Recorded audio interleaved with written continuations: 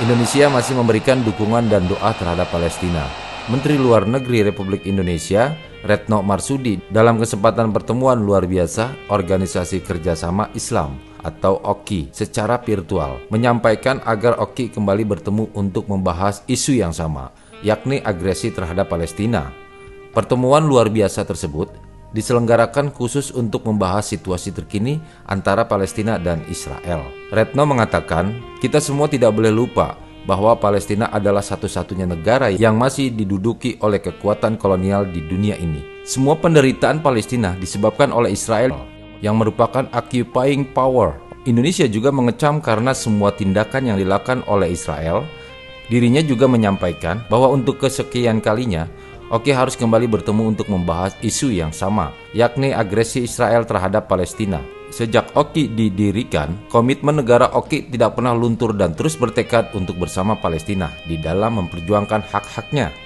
Selain itu, Menlu juga telah mendesak Dewan Keamanan PBB untuk mengambil tindakan.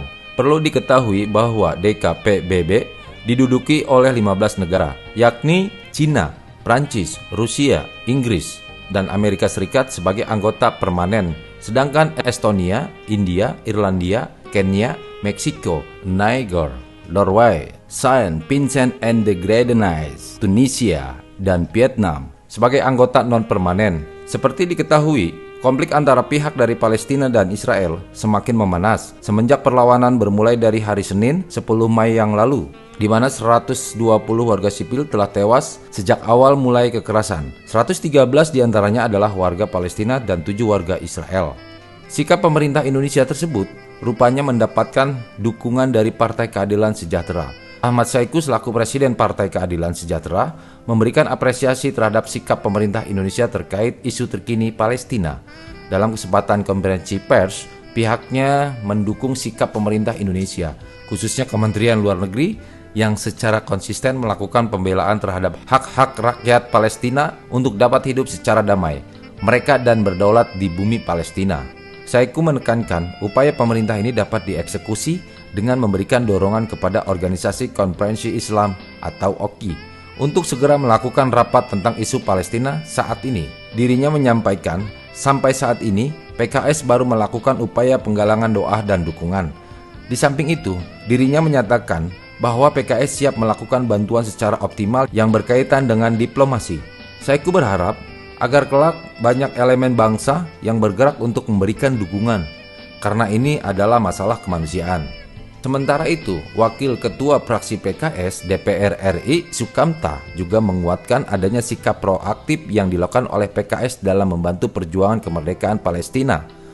Pada kesempatan yang berbeda, Ketua Badan Pembinaan dan Pengembangan Luar Negeri DPP Partai Keadilan Sejahtera Sukamta menyampaikan dukungannya terhadap pemerintah Indonesia yang menyuarakan pembebasan Palestina dari penjajahan yang dilakukan oleh Israel.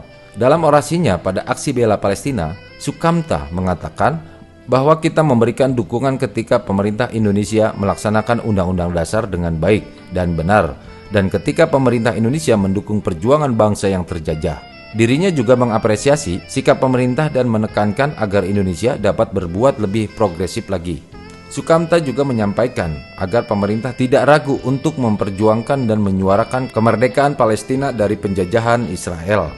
Sebelumnya, Menlu Retno Marsudi juga secara tegas menyatakan tidak ada normalisasi hubungan diplomatik antara Indonesia dan Israel. Hal ini disampaikan oleh Retno dalam kesempatan pernyataan pers tahunan. Wanita kelahiran Semarang tersebut menuturkan bahwa Indonesia akan terus memberikan dukungan terhadap kemerdekaan Palestina berdasarkan two-state solution dan beredar parameter internasional yang telah disepakati. Bentuk nyata dukungan terhadap Palestina menurut Retno dibuktikan dengan adanya pembicaraan melalui telepon antara Presiden RI Joko Widodo dengan Presiden Mahmud Abbas pada 16 Desember 2020. Saat itu, Jokowi menegaskan Indonesia tidak memiliki intensi untuk membuka hubungan diplomatik dengan Israel. Kejahatan yang dilakukan oleh Israel adalah kejahatan kemanusiaan. Pemerintah dan segenap elemen bangsa Indonesia patut mendukung kemerdekaan bagi Palestina agar masyarakat di negara tersebut dapat beraktivitas dan beribadah dengan tenang.